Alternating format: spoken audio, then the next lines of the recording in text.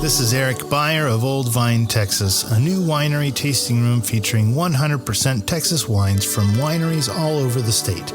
We are located in Mansfield, Texas, inside of Ancora Event Center on Broad Street. We have weekly tastings, charcuterie board to enjoy, live music, and a new wine club. Go visit our website at oldvinetexas.com to sign up for our newsletter and learn more. Or you can find us on Facebook and Instagram at Old Vine, Texas. We'll see you soon.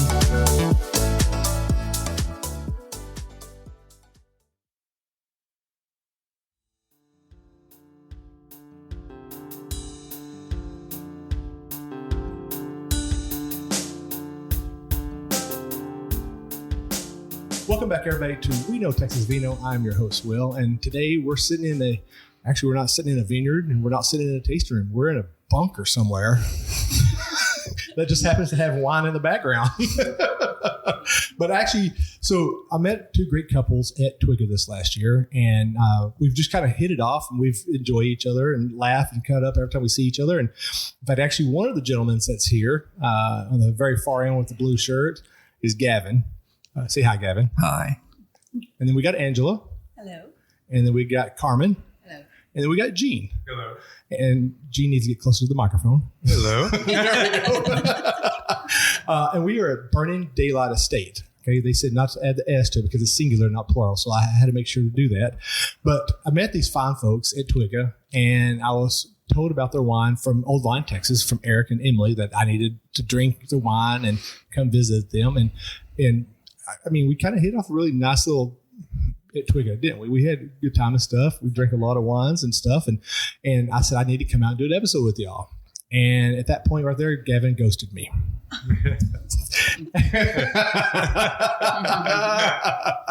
Well, we'll get to that story. You in had just a to second. go there, didn't you? Oh, yeah. You're still going to get into the show. Before we get into that story, I just wanted to let everybody know where they can find the show. You can find us on online at YouTube or Spotify or Pandora, or wherever you get your podcasting information at. We Know Texas Vino. And, of course, you can find us online at weknowtexasvino.wine. And same thing with Facebook. So we're doing good things this year. We are over 100 episodes this year. In fact, actually, at the time this episode comes out, we would already done 112 episodes at this point, 111 episodes at this point. We are trucking hard this year. There's a lot of good stuff coming up for the rest of this remainder of this year. And I'm glad these 4 or 5 folks are actually part of this because they get to be history in the making with the show. And we do have 2 missing members, the Goodalls, who actually started the vineyard in 2012. They couldn't be here. Okay. Well, we could always get them another time. Yes. Yeah. I don't know if I have enough microphones. Yeah, I got enough microphones. I got 2 more. Yeah. Well, thank y'all for being on the show. And again, you know, we met at TWGGA. We had a really great time out there. We had some good wines. Had just a great conversation about how y'all got into this. So who wants to lead this? Actually, you know what? I'm going to lead this off with the quiet one here. Carmen? Yes. I want to hear your side of the story first, and then we'll get everybody else's story to see if it matches yours. Nice move, Will. Well, how did you get into this? How did you get into well, first off, what do you do for profession? Because I know being a vineyard owner is not your primary thing. I was a real estate for a bit, and then I was really a stay-at-home mom. Okay. And I dedicated my time to my boys, and that's it. And that's a lot to do. That is a daytime and a nighttime job. Yes, and I enjoyed it, but I think it was something different, and I said, why not? Let's just dive in. Okay. Well, Jean, does her story match up to yours? Or actually, she's the breadwinner? I'm pinching him. I'm the deadbeat. So what do you do, Jean, before you came to do this vineyard stuff? I'm a physician. Okay. And before that, I've been a physician for about 23 years. Wow. And just got into the vineyard aspect past 3 or 4 years. Really? Okay. Yes, with these fine young people.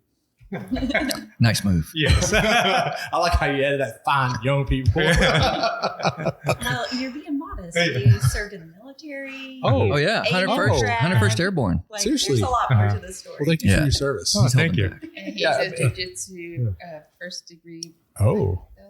Uh-huh. Yeah, we got to know who you are. Okay. I mean, you just can't say here I am. I got to know who you are. Well, after medical school, I went to medical school on health profession scholarship program with the Army. And then once I got out of residency, I became an active duty military officer, a medical officer, and served from 2005 to 2009. That was shortly after 9/11, so it was Operation Iraqi Freedom at that time. Right. So I deployed to Iraq in 2006. That was around the time when the surge happened, where we were trying to send every warm-bodied person, even if you're MAME and couldn't walk. Operation Shield. Yes. So I spent majority of 2006 there, and then came back, served the rest of my time at Fort Hood, now Fort Cavazos, and got out. 2009, joined a private practice for about 9 months, and there was just too much work, and then started occupational medicine, urgent care medicine, which I've been doing since then. Okay. See, that's an interesting story. The little abbreviated one was like, okay, this is who I am. Okay, I'm done. So, and then you came into doing the vineyard work when in that time? You don't have to go into a lot of details, just say when you actually came into that. Well, it was 3 years ago. 3 years ago? Yes. Okay.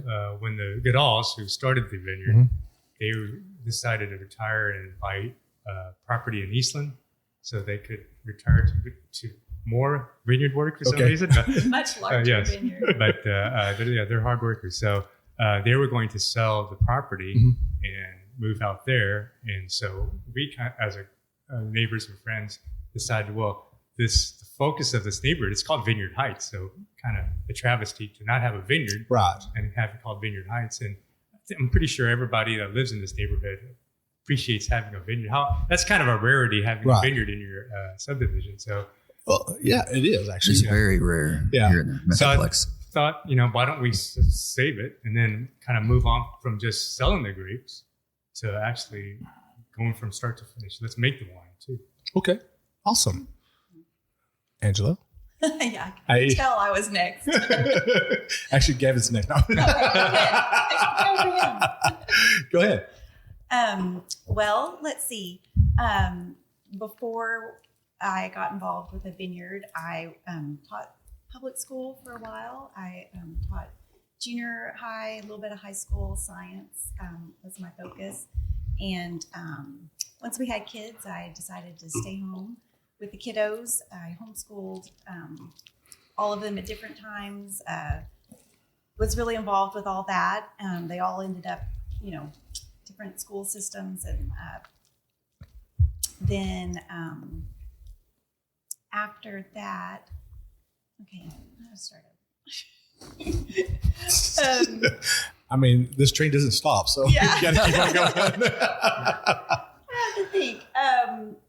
It seems like all I do is work. I can't quite put my finger on. There's more to where she's the story works. here. Yeah, what all I do. So yeah, well, how we got involved with the vineyard, I guess, is really what we need to talk about. But like Jean said, the Goodalls were going to just expand and move on, and we really were afraid somebody would just tear out the vines and take away our view. And it's really special to us because our oldest son worked with the Goodalls in the vineyard. Really? For many years. It's kind of how he paid for his first car. Wow. It made it, kind of nostalgic and special. And even our youngest son worked in the vineyard a little bit before we got involved with it. So anyway, it's just been kind of special to us, and we really just wanted to see it stay. So got awesome. involved with that, and it's just been an adventure since then. Having a vineyard is an adventure. Oh, yes. Yeah. And you thought the military was an adventure. That adventure ended. This keeps on going. All right, Mr. Gavin. Yes, sir. How's it going down there, buddy? Yes. My story is I've been in real estate for, this is my 40th year. Still waiting on that gold watch. But I've enjoyed it. It's been very good to the family. And along the way, though, you get a little antsy, we'll say it. In 2005, my brother and I and Angela, this is where she paused for a minute because so there's like, I don't even know what to say. She's been my best business partner ever. And so we made a movie called The Secret Spot. We've enjoyed water skiing ever since 1978. Not far from here. I'll tell you where it's at, but that's why the movie's called The Secret Spot. But we made a movie. It was award-winning. We won the Deep Ellum Film Festival. Wow. We won, there's a fixed international world film festival. So it was filmed in 11 countries. We went to Moscow. We won, did well there, and they sent us to Milan, Italy for the final finale, and we won it. And so it was a great adventure with Angela and my brother. And then COVID hit years later, and of course I looked at Angela and said, all right, I'm not riding this on real estate alone. And so we started another business, and it ended up being highly successful, and we ended up basically it was an acrylic business with a friend of mine. He owned the business. And we ended up placing a desk shield on every desk and table in the entire school district, 110 schools in Austin. Wow. We did Cedar Hill and some in Mansfield. So those are the areas, when things slow down in real estate, you always kind of, add in a little something fun. And so here we are in the vineyard and wine business, and I was the real estate broker handling the transaction, and we were selling their house and vineyard all together, and we had pro baseball players. We had a well-known judge that was looking at it. But things happened. I won't go into that, but that's another story off tape. But we decided, with the Joes, let's keep the vineyard here. I mean, that's our view. I mean, you're on our front porch. That's my view. From my office next door, that's my view. And we didn't want to see it go, so we got together and got with the Goodalls and said, let's keep the vineyard here, but y'all have to stay on board. I mean, they're known as one of the top grape growers in the state of Texas. Wow. According to the state of Texas, I think his name was Michael. He came out and was telling me that this is the most tricked out Michael vineyard. Cook?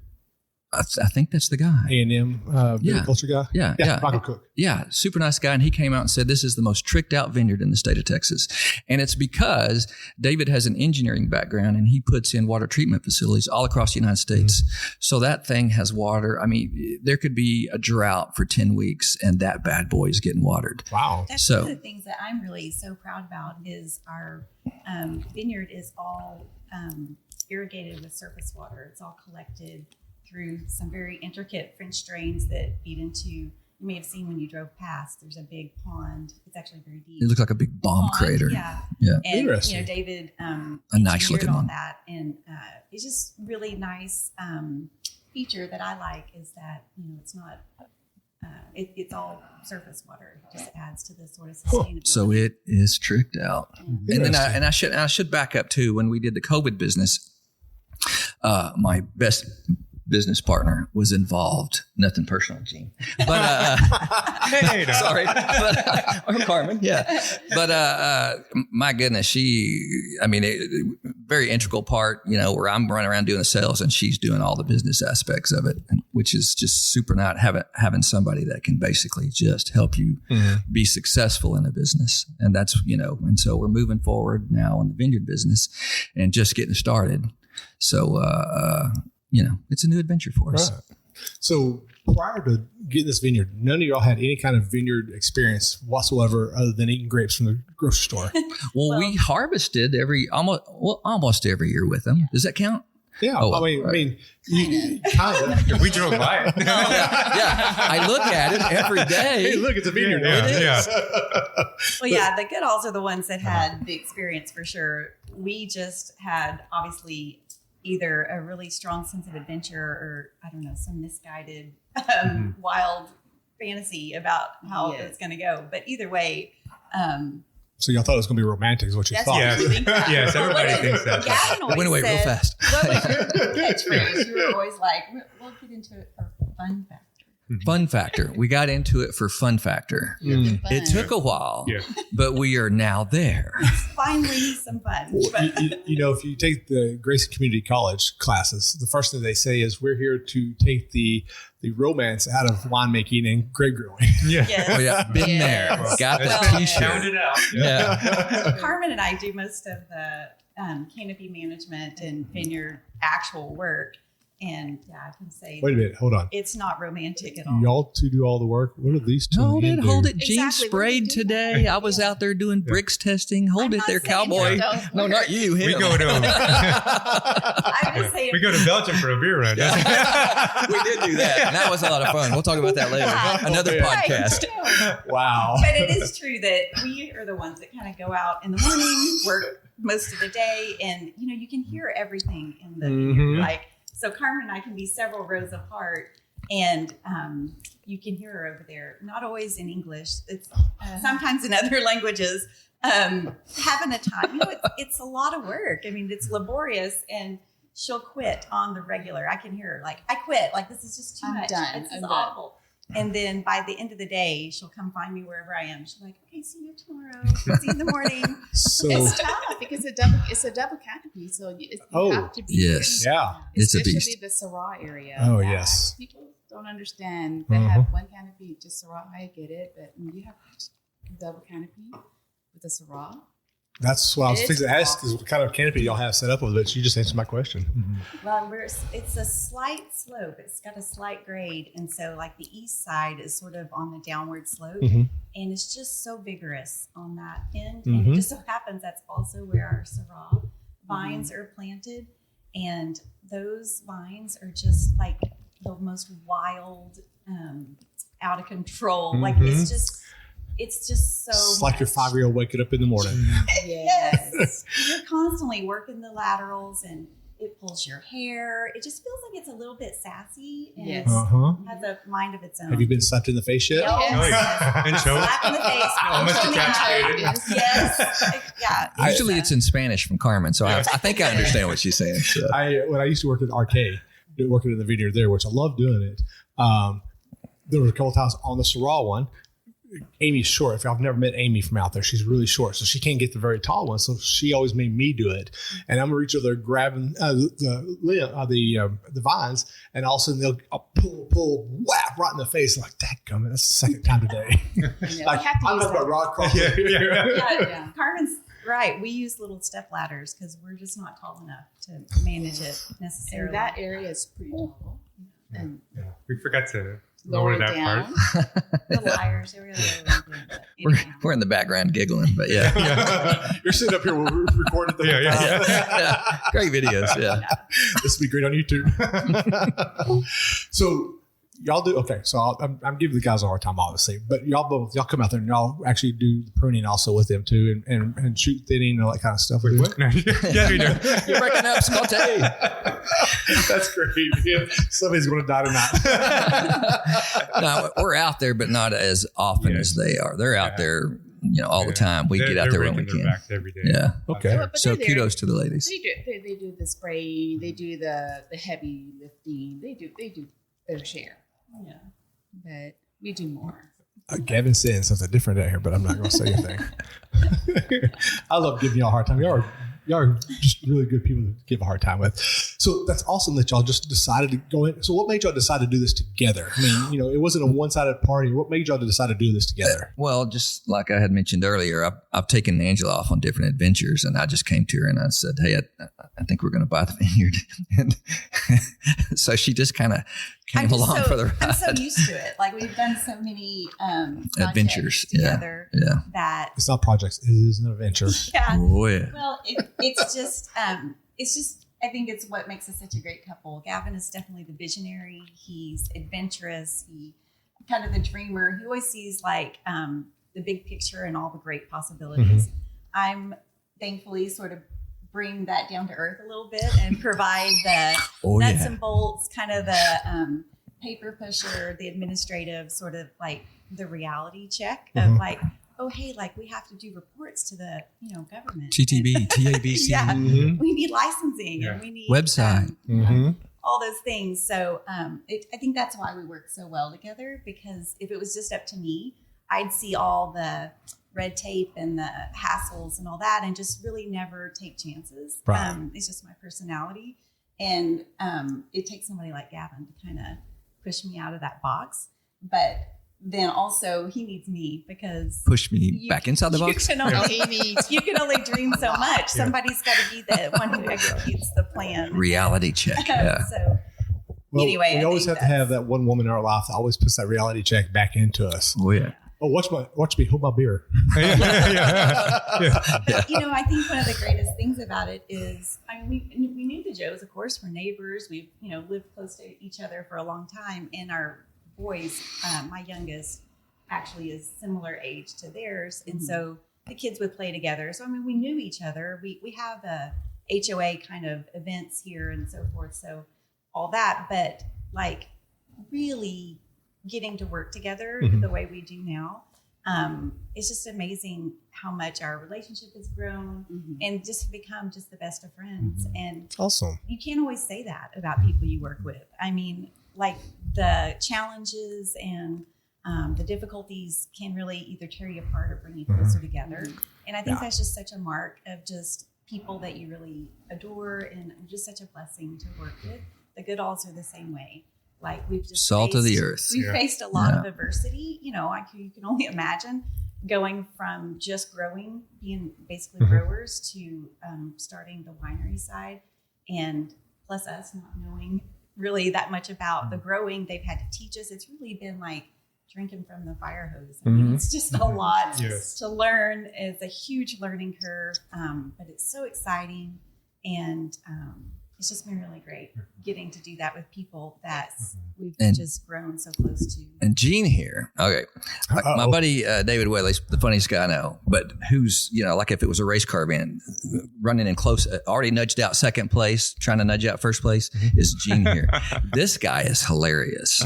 No way. I would have never known that. And so as far as this adventure has been going along, it has been a blast just because the Joes have just been, become great friends. And the humor factor from that guy is phenom. So, but I told Carmen, many times that if this venture for whatever reason did not pan out, let's say it just crashed and burned, just the fact that we have friends, the Callaways and the Goodalls, it's worth it. In my opinion, So it's a there's not a loss for me, even if things were to go south. Right. Well, and that's one thing that I love about the wine. And I'm not going to say Texas. I'm just going to say wine in general. It brings people together. I joke all the time about, you go to a bar, you get in bar fights. When you go to a winery, you make friends. But it is true. If you've never been to a winery and not talked to the person next to you, or find that person you've been sending text messages to for weeks on end and never responds, Well, the industry as a whole, really, we have just said, like, obviously coming from different backgrounds, 100%, career backgrounds and all that, it's really more typical in a business for people to be a lot more competitive than they are collaborative. And, we have just found everyone so in helpful. The wine industry. It's just been just so welcoming and full of just very helpful. That's one of my favorite things about it is just how it's such a great community to work with. So it is. You know what? I actually forgot to do something here. No. What did you pour for us? We got three different glasses, and I forgot to ask Du that. Soleil, and it's straight up Cab Franc. Okay. Treated with I think that one was with the medium toast. Yeah, medium toast. And it recently won a gold medal at the Texas International Wine Competition. And that's the one thing I guess about being this is our first wine. And so you just hope, does it taste, right? And so handpicked, we've done everything we can, quality over quantity. We could have harvested at 12 tons, but we waited till the right bricks, and it ended up being like 8 tons. We're talking small amount. Right. And so happy with our wines, how they've come out. The Cab Franc has just been phenomenal for us. The barrel number 2 won a gold. The Du Soleil that you're drinking right now won a gold. And our Capello won a silver at the San Francisco International. So nice. As newbies, that's good. Couldn't be happier with how things are going thus far with their wine. And I was just going to say the Goodalls won their grapes. They sell them and wineries would make them into wine, and they won awards with those grapes every year since they planted Wow. every year. including the double gold in 2017. And so, of course, when we agreed to do all this, all I could think in the back of my mind You have an was, expectation set way please high. don't Yeah. let us mess up their winning streak. Please make it drink. You know? Anyway, so it was just such, it was just a lot of joy to Yeah. see that we were able to kind of sort of successfully transform it from being just growing into growing and winemaking. And we probably should mention that we owe a lot of that to our winemaker, which Tyler Bauer out at Wintergrass, he does our custom crush. Such a great guy. And Yeah. Such a great Yeah, guy. Amy. Yeah.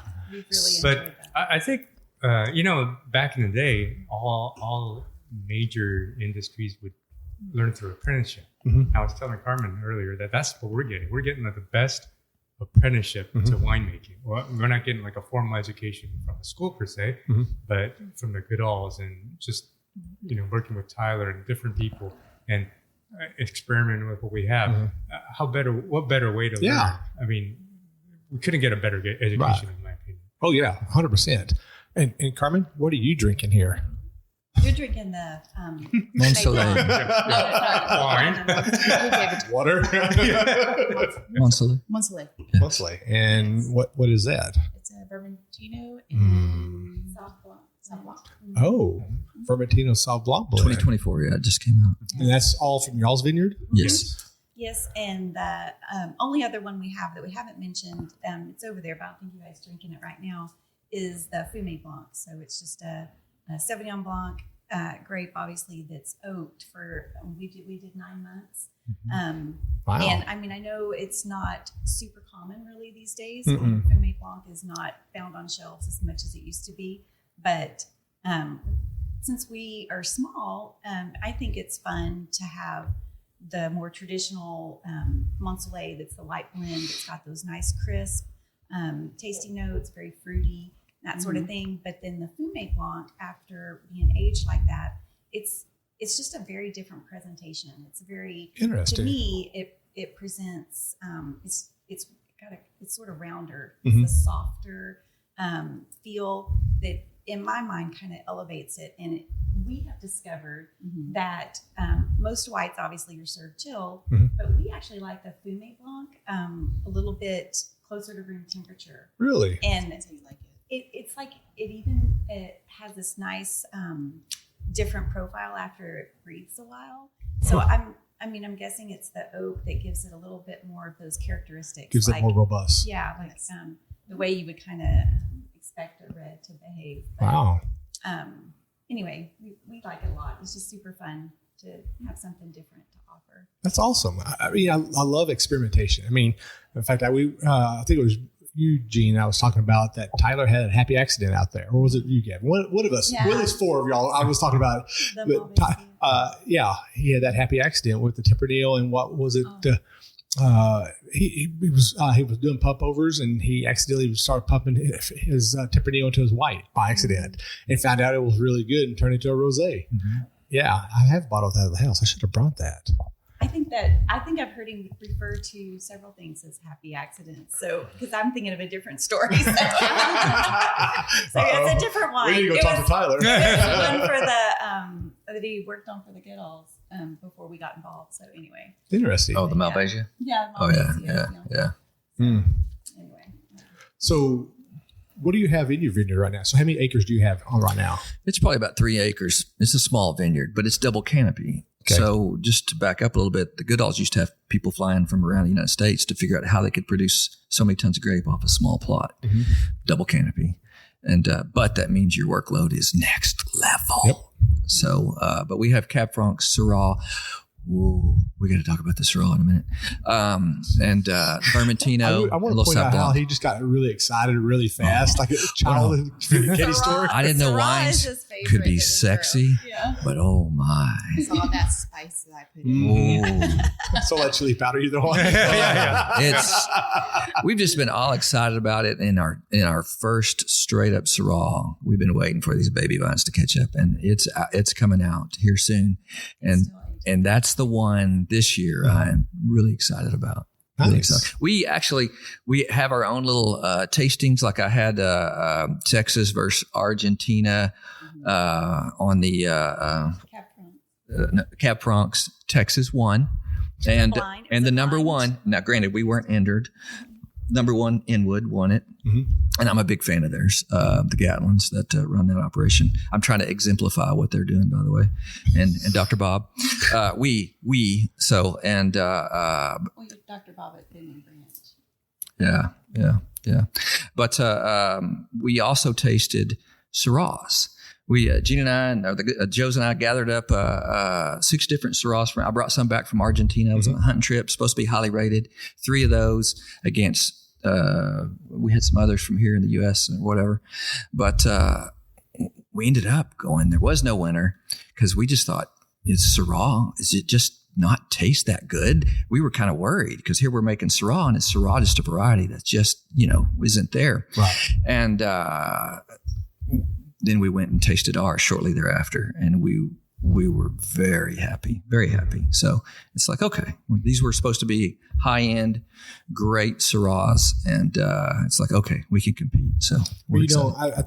I'm going to say this about not just Syrah, but I think with any wine you get out there, it could be a great grape, but if the winemaker doesn't make it that great, you can only do so much. And right. I think everybody in the Texas industry right now does everything they can to take what grape they have, whether it's a good grape or bad grape, and turn it into the best wine possible. And I think someone I heard years ago said you could make good wine from bad grapes, but you can make bad wine from good grapes.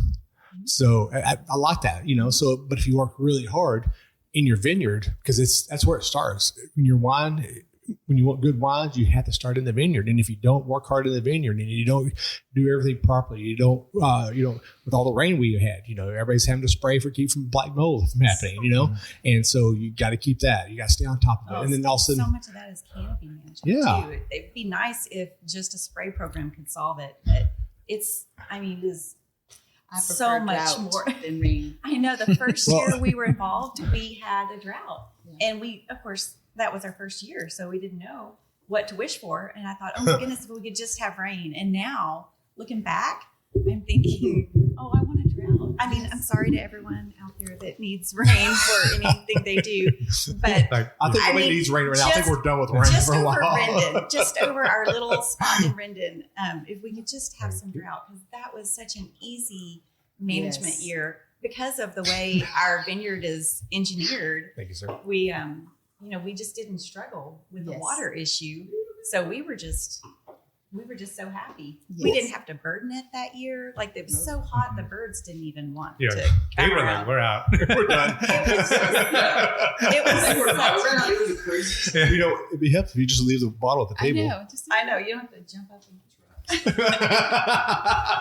well, he's back.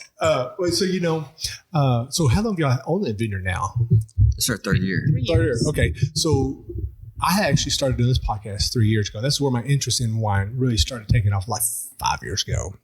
And I noticed the first year I started doing the springtime had a lot of good rain. And then about mid-May, it just went dry. And it stayed like that. And last year it did the same thing. Actually, I think it rained all the way up to like 1st of June. And then someone turned the heater on and it stayed hot. And those 2 years we had overabundance of grapes that year because, we had great rain and then it dried out and everything was like on primary buds and those secondary buds came out. And so you had all these extra weight of grapes coming out that no one said, hey, we didn't have any hail this year. We didn't have no birds taking everything. And we still have primaries going on. And those are great. And now here we are this year where it's rained literally all the way up to last week. So this is so the recording of this is July 26th. Last week or maybe a week and a half ago, this is the last time we had rain. And a lot of the vineyards are like, this is not going to be good. We've had 3 monsoons. I mean, the girls know it better than anybody. It has been rough on them. It's still in the morning. The ground is still so damp. Like when we go out and work, it's just the dew. It's just the moisture.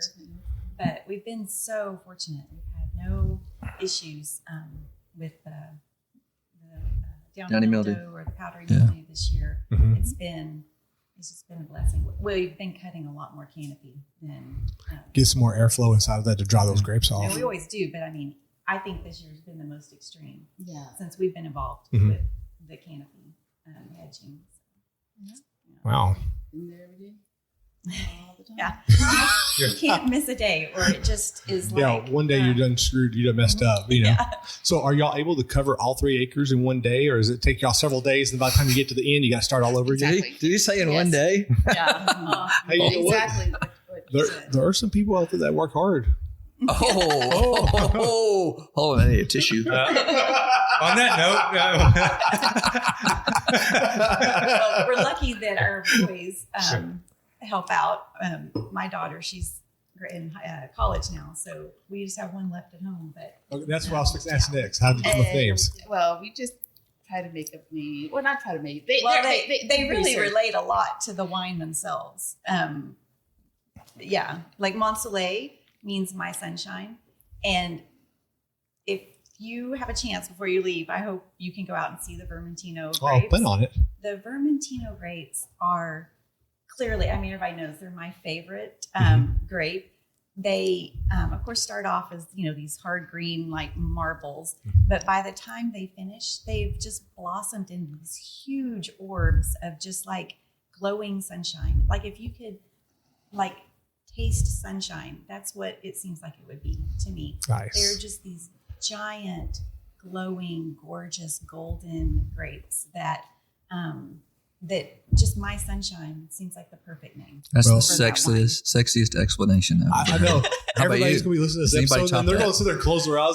They can picture that cluster there. That cluster's in your hand, the big old globes, and the sun is shining off of them. It really is. We actually have that shot. There's Oh, really? a picture Oh, in yeah. Harvest where my son Nolan is holding this giant cluster of Vermentino grapes, and it just happens that when the person took the picture, the sun is behind it, so it's just like backlit, and I just love the Vermentino grapes. Okay. So that is Can the you reason tell? why it's named No. Monsoleil. And I don't know if I don't know how much time you have, but to go through every one of them, like the This is Syrah- also, I got as long as you want. the Syrah, the name is Lila, which It's funny because the names, they're supposed to be French, but these two, this couple, are Texan. It's Lila. Can you do that again? No. Yeah, I want to turn that to my ringtone. Kevin has to help me with my It's pronunciation. it's so like, why do we pick French names where it's so Southern? They say it all Texas. They sound so Texan, but that, it's Texas. Well, But I just find it cute. yeah.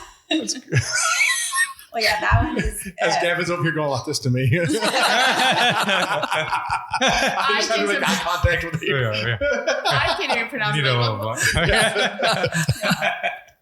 Yeah, for sure. Well, anyway, there's actually a story that, it's just a small, brief little story that I wrote about the Lila, the Syrah, because when I think of that wine, Mhm. it's just the most wild and I don't know, just When she Sassy, read it, yeah. when she read it to us, like, I didn't know she was talking about me. yes, it's a very sassy vine, and so anyway, That is Carmen. Yeah. we got to get that on our website one of these days. When You should name the bottle after her. Yes, We actually thought about it, but it's already taken. Quitter. Carmen's already taken. Quitter. Yeah. I'm always quitting. Hey, you know what? Always Hey, quitting. now, hold on. This is language every week. She says this all the time. It's okay. You know what? There's what you call it. I am quitting. That's Yes. the name of the bottle. Yeah. I am quitting. Yeah. We'll do it Well, in French. I think we got to find it in Emily French. say at Old Vine, Texas, one of her favorite little sayings is "courts are for quitters." Uh-huh. I think that's funny. I mean, it is. Yeah, Courts are for quitters. courts are for quitters. That's for sure. Oh, so you got Vermentino, you got Syrah. So what? Okay, so when you get out in that vineyard, so obviously we know which one Gavin loves because he's out there. He's already drooling over the Syrah, Oh. and we know yours is Talk Vermentino. Syrah Is to yours me. the Syrah also? Well, he's not allowed to be in the Syrah. To work it. Do To tell. work it. Do we This need is to- why. This Yeah. is why. Carmen's very protective. Of She her is. vines. She is. Do we It's need to, her like, zone. Yeah. We need to make it an OnlyFans page or something like that for him. When she's not looking is when I sneak out. Yeah. So, Oh, I saw you this morning. She's got a sighting. yeah. So, he said so obviously Syrah is your favorite then too. No. No, That's- No. it's mine. a love-hate It's thing. No, I guess we volunteered to work that area, Mhm. and I got stuck there. So, And it is the so now most I liberal. just have something special. You know, we Right, have you a made a bond. love and hate relationship. I think it's the first vine you really learn to work with. And, Okay. and they all are very different. Like Yeah. The Syrah, it grows so vigorously and all that, but it snaps very easily. Mhm. And so you just have to have sort of an intuitive knowledge of how much pressure you can put on it while you're wrapping Right. and doing all the canopy management. And if you haven't been working with it long, you just you're not as effective Right. with it. The Vermentino, on the other hand, is very vigorous. It grows crazy like the Syrah, but it's kind of hardier. Mhm. Like Yes. early in the season, it snaps like crazy, like the Syrah does. But once those shoots get sort of good and established, get up to the top wire, then you can sort of manhandle them a lot better. Now, the Cab Franc is the hardiest. Like, I still haven't quite figured out in my mind, like, what I think about it as far as if I end up writing a little story about that one. But it's like, I remember the first time I saw Missy, like, wrapping the canopy, and I thought, oh my gosh, she's going to rip them out of the ground. Like, she's just, like, tearing the two sides apart, opening up the canopy, Oh, no. wrapping them all over. And I was just like, oh my stars, that is so crazy. But it's like that. It's just so sturdy. Mhm. It's very dependable. Like, when you stand up your shoots and you get it all wrapped, it stays right where you put it. Mhm. It's like the perfect little people pleaser, like the teacher's pet. Like, it does exactly what The it's model told. child. Yeah. Yes. the monster Exactly. child. It's like the firstborn. It behaves like the firstborn child. And so anyway, but yeah, they're just all so different. And then the Sauv Blanc, that's a whole nother Next level. thing. Yeah. But We got time. Go do tell. well, it's just that But hold on one second. I've noticed that all the stories are coming from this end of the table. I know. From these three people. Get in the game. Where's Gene in on this whole thing? What all started? So, I mean, everybody's telling all the stories about the vines like that. Which one's your favorite out there? And which one do you like to work with? And Which one do I like to work with? I don't like working with the Syrah. well, Mainly sympathy and empathy, I guess. or but- you don't want to get beat when you get home. Yeah, so I like the Cab Franc. Okay. I like that wine. I think, although the Syrah definitely is up there now, Yeah. but that's my favorite wine that we make, the barrel number 2. And as Angela was saying, it's just more managed, easy to work. Mhm. Syrah's the kid that wants to drop out of school, but later on goes to college and makes it.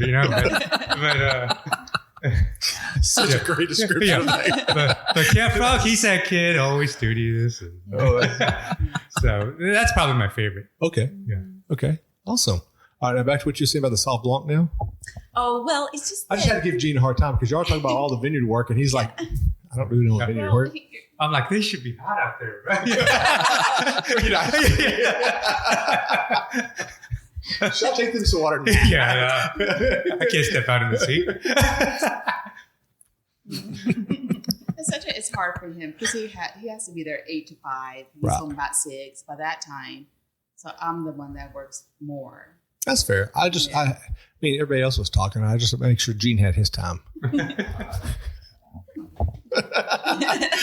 Okay. So your Sauv Blanc. So as you say, Oh, well, I was just saying that the original, a lot of the vines are the original vines that I guess it was 2012. Somebody remembers it? 2012 when they planted the original vines. Yes. Yeah. I think it's 2012. So you can just imagine, like, those are some very old vines. And so just, I don't know, they just have sort of a whole different character when it comes to those.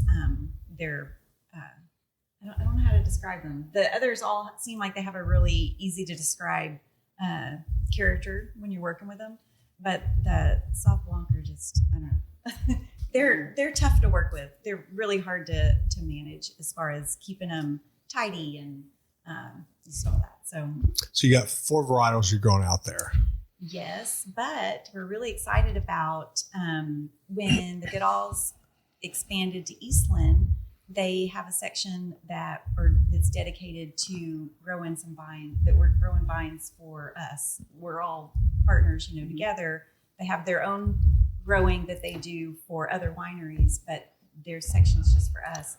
And we have Cab Sauv that's coming online out there. So we're really excited about that, because they did grow Cabernet Sauvignon grapes here a long time ago, but the humidity was just such a problem. They said they would get right up to where they was about ready to harvest, and then they would just rot. They just couldn't get them to ripen, and just struggled a lot. They had some very successful wines come from it here and there, but it just every year was a struggle. Right. So, and we definitely follow their model. We believe in letting the land kind of make the decision for what we grow, and it just wasn't meant to be out here. But in Eastland, that's further west, so the climate is very different, and we'll be harvesting our first Cab Sauv coming up soon. This harvest. And not only am I excited about that, but when we met Dr. Bob at TWGGA, definitely started sort of following a lot of what he does, learning as much as I can from just, kind of seeing what all they're doing. Well, one of the things that he just released and just won some really great awards was with his Texas Oaked wine. And so we're going to sort of follow in those footsteps, and we'll be putting that Sauvignon Blanc in Texas Oak. So we're really excited about that. I'm excited just about that period, hearing about some of the Texas Oak. Yes. Because, that's starting to make some big headway here, because you hear about, French oak and Argentinian oak, and you hear about Russia. Actually, just heard about Russian oak a while back over at Michael Ross, but never Texas oak. And I wonder who decided, one day, he's what, we're going to take some Texas oak. We're going to make a barrel out of this. And I think it was Dr. Bob. Dr. Bob's been working with it for, I think, over 6 years. Wow. I've kind of followed and did a lot of research on his experimentation with that. It's extensive. It's extensive work. And, we're just so grateful for people like that are pioneers. He's obviously got a big enough operation and a big enough team where they can really push the envelope and do things that small, just kind of starting in the industry type people like us, it would be a lot more challenging to do that kind of experimentation. But what we get to do is sort of learn from his experience, and we're just so grateful for that. And but to I think clarify, our inexperience helps too, because we're not scared to. We don't know what we don't know sometimes. So I was just thinking that just the other day, we don't even know what we don't know. Yeah. Well, that's in any journey that you do. If you don't know and you find somebody that's really knowledgeable of it, and you go and you just follow in their footsteps, you start learning from them, and then, of course, obviously you let them do the experimentation because you're not even quite where they're at, But we don't have the same resources, and the same experience level. Yeah. So it's just amazing what they're doing. but it's the Cab Sauv, right? That we're going to Texas. Okay. Okay. Yeah. Just to clarify. Sauv Blanc, I think is what you said.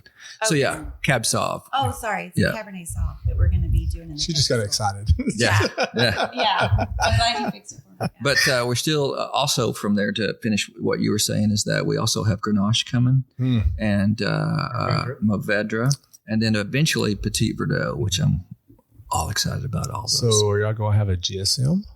That's what they've been growing for a GSM. So I'm guessing yes. Yeah, we're just. We're still going to be small quantities. What they have quite a lot of volume they'll be doing there, but what we're working with out there is still going to be small quantities, and we just really would love to have more things to do some blending. Right. So really excited about doing some Bordeaux blends and. You are really just trucking along for someone who just picked up a vineyard. Literally 3 years has just literally picked up a vineyard, and you are learning and proceeding along really hardcore. You didn't just pick it up and kind of tiptoe into this. You just went ahead and just gave the gas pedal all the way down and said, let's just do this. And I'm really impressed with y'all. We sat down at TWGGA, and we sat down other times. We sat and chatted, but I didn't realize how much of a story y'all really had going on here. It's very impressive, and I commend y'all for not giving up, because somebody that first year having that drought and having issues, people would have given up on that. And Hold y'all on, didn't. getting misty over here. Tissue. Yeah. Her name's Angela, and I missed it. Yeah. Yeah. See, he's not going to ghost you anymore. Oh my gosh. But I mean, y'all really, really doing a great job. And I love hearing this kind of stories because this is a successful Texas wine industry story. And man, I am glad I get to sit down with y'all and talk about this because I'm really, really impressed. I'm really, really proud of y'all. If y'all have not heard it from anybody else, at least you hear it from me. And I'm not anybody at all. I'm just a little peon in a big pond. But kudos on doing this and sticking with it and doing something amazing. I think TWGGA opened our eyes when we went the first time. That was our first time going to TWGGA. And we learned a lot. And like, oh, we didn't know we were supposed to do that. Oh, we already do that.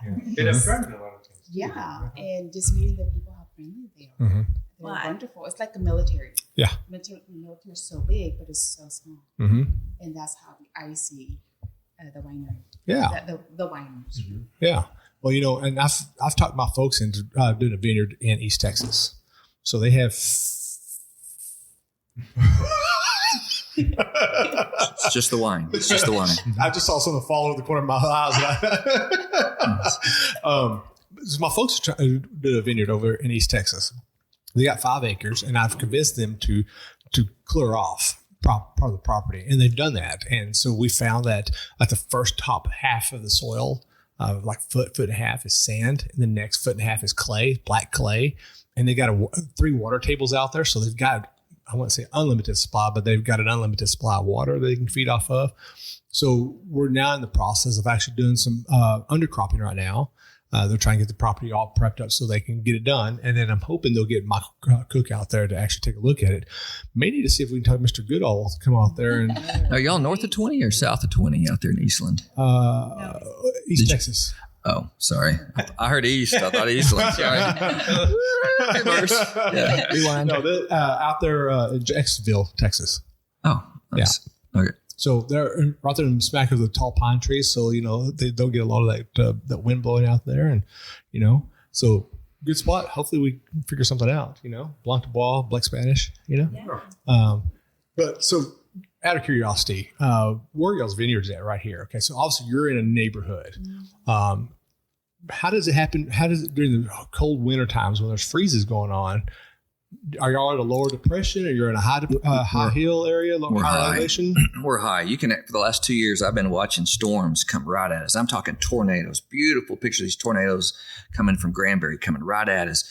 And over the last 2 years, everything has either dissipated, split and gone around us, gone left or gone right. I don't know what's going on, but this is one of the highest parts in the counties surrounding or whatever. And so it's just been fascinating to watch all the big hailstorms and major things that could go wrong. Now, for some reason, all the rain likes to come and drop here. So the 3 monsoons we've got, but all the major hailstorms, like I guess out in the high plains, 3 hailstorms, a tornado, and 2 sharknadoes. That's got to be rough. That's got to be rough. But out here, the sharks and the hail stay away, go around us. We're in that bubble. Yeah. Well, it's kind of like, have y'all been to Kiefersall Winery in East Texas? Oh, yes. Love that place. Because, you know, they're on a salt dome. So all that kind of major storms go around them. So you see this big old bulldozer storm coming through, and all of a sudden it just kind of like breaks apart, goes around Kiefersall, and then comes back together. Yeah. It's amazing. It is. And they said the exact same thing. They won't get some of the bad storms like the tornadoes and the hails off that, but they'll get a lot of the rain, but they won't get none of the other stuff, which is pretty impressive. Yeah. So. Well, we have a pretty elaborate frost system. Thanks to a member, most tricked out vineyard. Yes. Civil engineer. So. Yeah.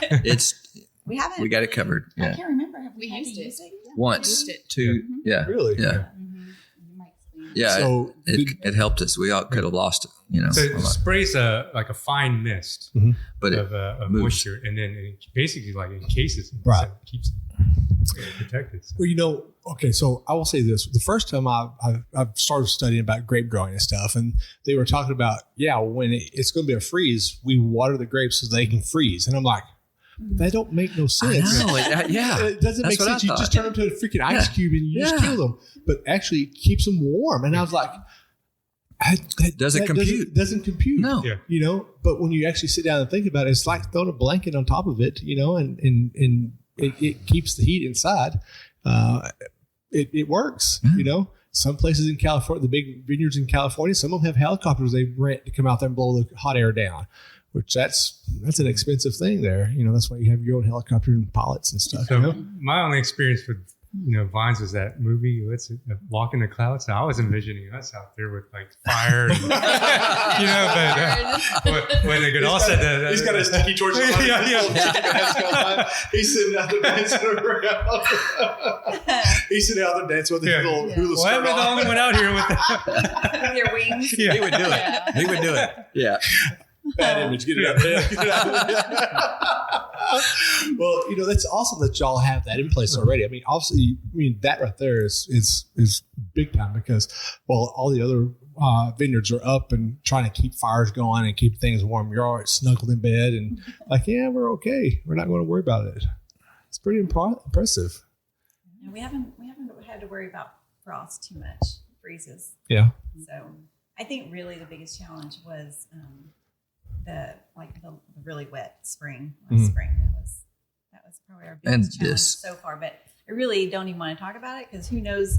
Kind of like we don't know what we don't know. So I don't even know what kind of challenges there could be. So we'll just let the good alls be in charge of telling us. We won't let you go into convulsions or anything. Yeah. Go into flashbacks, you know. For sure. So do y'all have issues with critters out there also? Oh, do we? Wow. We had a family of raccoons, 7, 2 parents, 5 kids. They would come from back behind me. There's 32 acres.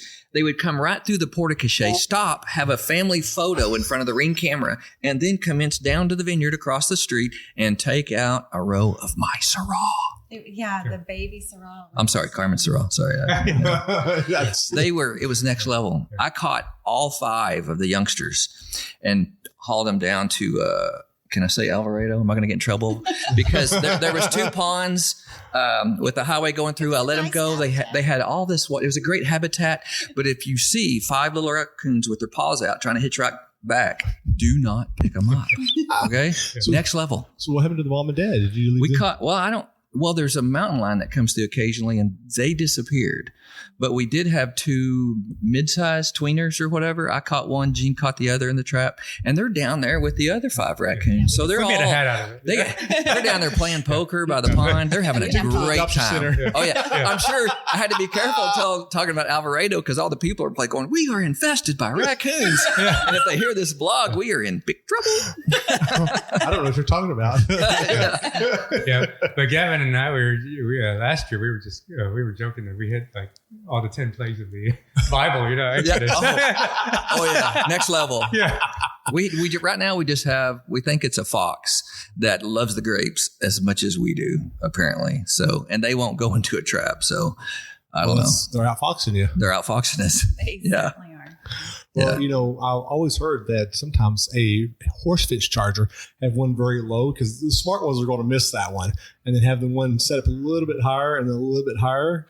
You know, they're going to hit one of them somewhere along the line, and it's going to tap them out. Well, and Carmen and I were working in the Syrah just the other day, and we're literally like on the end of the row, just right there actively working, and this squirrel comes out of a tree and it's sort of like prowling along in the grass, like, oh, they don't see me. And we're looking at him like, dude, we're right here. And I'm thinking right up to us, like he was about to head on up the vine and have a Give him a snack. high five. I was like,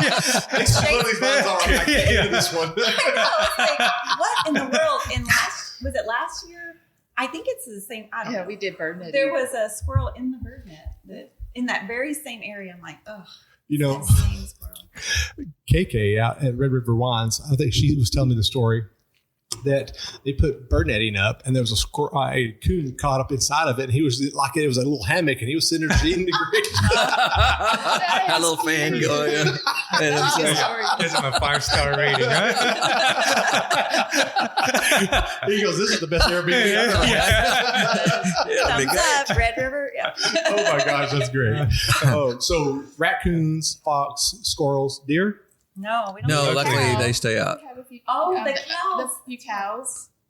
Some neighboring property From the their south. cows got got out, and we're literally in the vineyard. We had to sort of Luckily, they don't like grapes. chase them out. We were good. Fertilize you know- the vineyard. Well, how That's you know about it? it. Fertilize it, chop it up, put it on the vines, and you're good to go, you know? Yeah.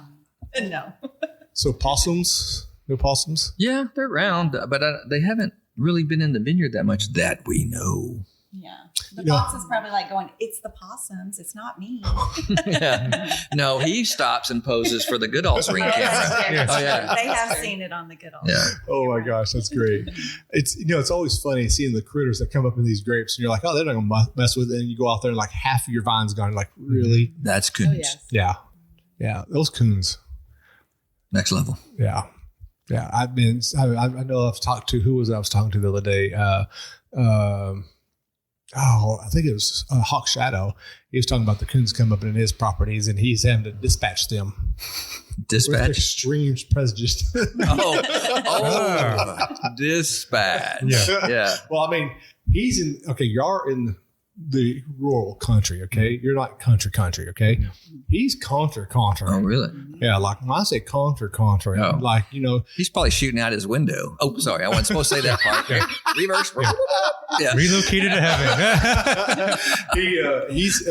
he's out there at Dripping Springs, and it took a while to get out there, and then you had to be careful and watch the signs, because if not, you're going to take a wrong turn. You're going up in Albuquerque. That's how country he was out there. But it was beautiful, by the way, just so you know. It was very beautiful out there, and y'all need to go out there and check him out. But he was talking about how he's just had to dispatch them, Dispatch. Yeah. But man, he put them in cages and took them out somewhere else. Yeah, that's it. It has been, so we've been doing this now for about an hour and 5 minutes now. It doesn't seem like it, has it? No, it's not. Everybody says the same thing about this. It doesn't seem like we've been doing this for a while. Y'all's story is absolutely amazing. Is there anything that we haven't talked about that you want to touch on? Well, we're unlike 90 some odd % of the other wineries, is that it's in our subdivision. Mm-hmm. So we don't have a tasting room. We can't have it within our subdivision. So that's What they don't know won't hurt them. Shh, we're not putting that on the recording. But, just kidding. That's called back patios. Yeah, Called. yeah. And so, that's been a challenge for us, is that, okay, no tasting room. So we've, just been researching the best places to carry our wine around the Metroplex. And so we luckily have Eric and Emily over at Old Vine, Texas. They're actually, I should say, our winery headquarters. And so for our first round of wine, they've been knocking it out of the park. They have a great establishment over there. And Yeah, because what's so nice is they do a full flight of our 2023 wine. So our customers are so wonderful. We can just send them there, and they can either have a flight, they can have wine by the glass or the bottle. It's really just such a full service, like one stop. And we just this week launched online sales on our website. So, we're definitely having to think outside the box and do things a little differently than most wineries. It just adds to the challenge and the adventure. But I mean, thanks to that relationship. And we're over at Roy Pope in Fort Worth, and we're just setting up with establishments as close to what Eric and Emily have going, to be our wine tasting rooms around the Metroplex. So one place you want to check out. Ooh, do tell. It's next. I'm going to make this very clear. It's Emily and Eric is my number one place to go. Okay. For a wine bar, not a winery. Okay. Love Old Vine, Texas. Okay. Actually, one of my sponsors, Old Vine, Texas, Eric and Emily in Mansfield, Texas. Did you hear that, Eric? Did you get that, Eric? You like how I dropped that plug? Yeah. Really fast? Yeah. Good job. Well, I was doing it too. I know. Old Vine, Texas. Yeah. Eric, Emily. Yeah. Yeah. But up in Grapevine is a great little tasting room up there called Weinstein's. Michael has a great little wine bar up there. He's starting to offer Texas wines up there. I've been talking to him about it. I've been dropping subliminal messages to him about it, leaving random cards. You need to do this. You need to do that. And Weinstein's. And y'all should take some bottles up there. In fact, actually, when y'all go up there, you should call me and say, hey, we're going to Weinstein's. I'll meet y'all up there. All right. We're setting a date. And on top of all that, he has this, this is probably one of my favorite things about going there, is he has this cheese ball. Yeah. And it's amazing. It's got a little spice. It's got a little heat on it. And it's rolled in crushed nuts and all kinds of stuff onto it. And they use you these fried little pita chips. And it's really hard for me just not to sit there and just grab half of the ball and put it on my chip and just eat the whole thing right then. But y'all should go up there and check them out. He's trying to start offering some more Texas wines. And so it's a and great. His name again is? His name is Michael Stein. Oh, that's the name. Well, it's just so nice to have people like that are willing to help support Yeah. Texas wine, because it is something that we have been a little surprised by. That it can be a challenge to go into a fine Texas restaurant and not find they just don't offer Texas wine. It's like, how is that? Why is that even a thing? Like, it's it's because a lot. Frustrating. One is they don't know, and because no one has really introduced them into the Texas wine industry, which that's fair. A lot of people who live here in Texas do not know we have a Texas wine industry until they, for example, if they walk into Landon when I'm working there, and I tell them that we have 11,000 acres under vine right now, or I think actually the new number was like 14,000 under vine. That's next level. And we've got 750, 800 wineries in Texas, and they look at me like I've got 7 heads, and I'm like, they had no clue that we've got that much wine industry going on here. And then, of course, I showed them the Texas Wine Lover, get another one of my main sponsors. Little flyer. He's like, I dropped that in there. I was trying to set you up for this. So I give them that little flyer, and they scan that, and they look at the map, the interactive map that Jeff has created on there, and they're like, I did not know that Texas had that many wineries. We have a lot of wineries, and you can find it in all 4 parts of Right, take two. To your point, that was me earlier. To your point, though, it's so nice that it's not just all Fredericksburg. Yeah. It's not just all Yeah. Hill Country. The North Texas, wine industry is just really so vibrant, and there's so many places. Yeah. And I mean, it's of course our opinion that all the different regions really present very different wines, and so Texas is such a great place to get to experience so many different, so many different wine styles. Well, here's what's great is that you can get now. You have to find the varietals, but you can get varietals that are grown in the Hill Country. You can find varietals that's grown in North Texas and up in the High Plains, and you can find in East Texas and South Texas, and you could drink those. Now, if you go to some wineries, sometimes they're all from the High Plains. You got to actually find it grown in that region. But when you find those and you drink them, they're so different and so different contrast, because you might get one that's really, really heavy peppery, and then you might get one that's very, very tannic, and you sit and you grab them and you drink them, and you're like, wow, this is amazing. And I'm actually drinking Texas, and I haven't lived my love seat at all, Yeah, and you get to experience all the different, types of wine from all the different areas. And that's it's not to keep on about Old Vine, Texas, but it's so nice that they bring it all to one place. Yeah. So you don't have to go all over. You can just, go to one spot. Yeah, we can always talk about Emily and Erica. Eric and Eric. In Old Vine, Texas. We're going to say this like 3 or 4 times, and then all of a sudden people are going to start glazing over. I have an urge to go to Old Vine, Texas today. Just subliminally you put it in there. Exactly. A little home in the background. Well, it's been a great conversation with y'all. Is there anything we missed that you want to talk about? I mean, we talked about your wines being in Old Vine, Texas, and y'all trying to get it into local wineries here and restaurants. Anything else y'all want to talk on?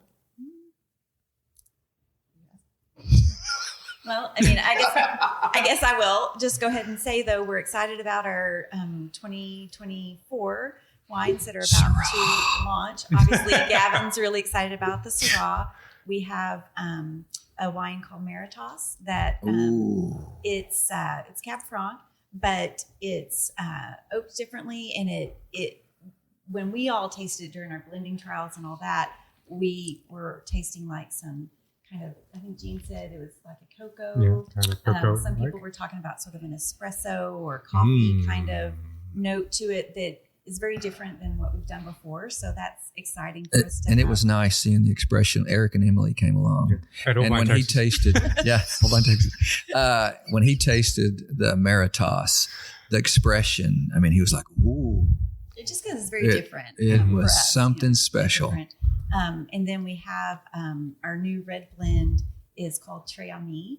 So it's kind of a fun sort of French-Italian play on that with its name. But because it's a blend of the Cab Franc, Sangiovese, Cabernet Sauvignon, and the Petit Syrah. And so that one is really different, and I'm excited about that one a lot. And then, of course, we have our barrel number 2 and Du Soleil, which are sort of our flagship wines that we're just going to stick with. And then I guess and the Monsoleil. I don't think you've had that yet. Yeah, that one. Oh, we got to pour that before you. Well, I'm over here for me. It's only 4:00. Yeah, that's true. I'll be here all night. Yeah. So we're excited about those wines. They'll be releasing soon. And then, the things we're harvesting this year that'll be, years Hand down the road. harvested. Did we clarify that? Yeah. Hand harvested. We do Okay, harvest everything by hand. I got to ask, which one of y'all 4 had cut yourself the first time y'all was harvesting? Wasn't me. Yeah. First blood. Who was it? Last week. Well, my very first harvest at Edge of the Lake with Chris McIntosh. Oh.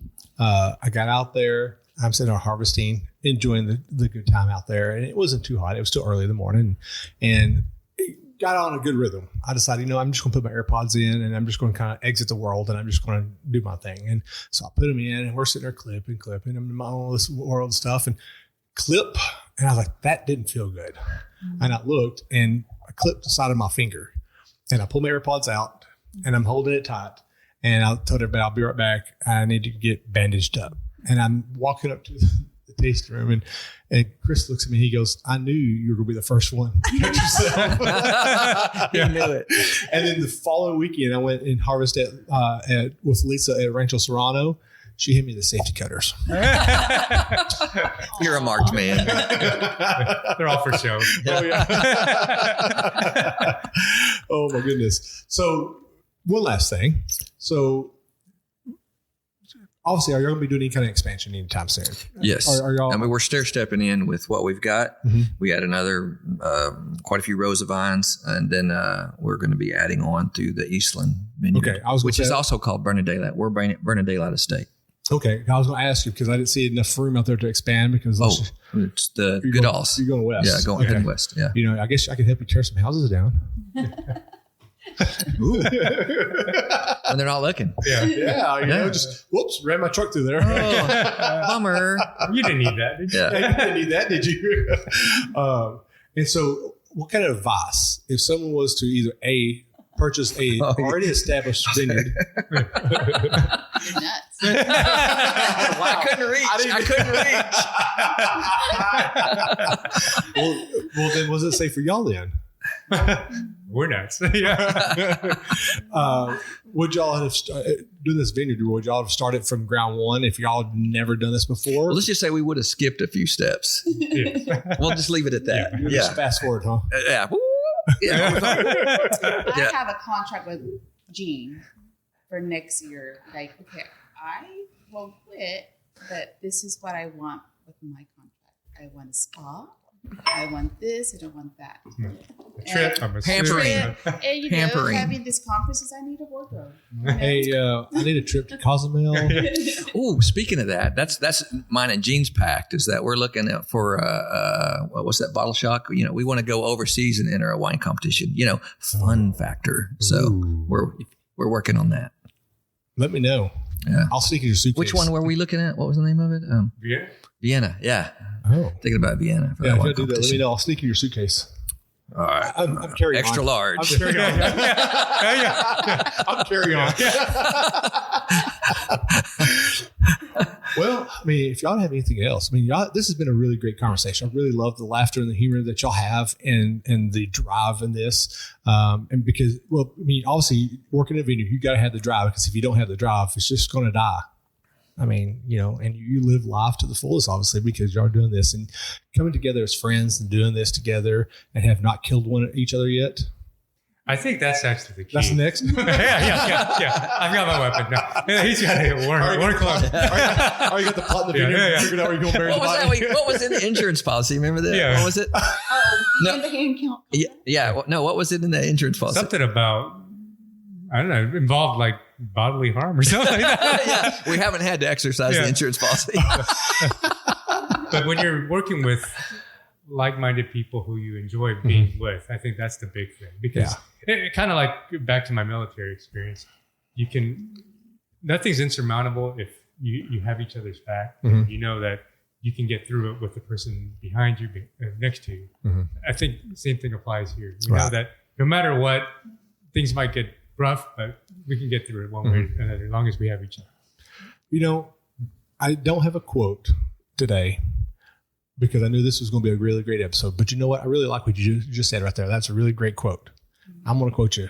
You have each other. Yeah. All right. I missed you again. Yeah, maybe it's sponsored to that.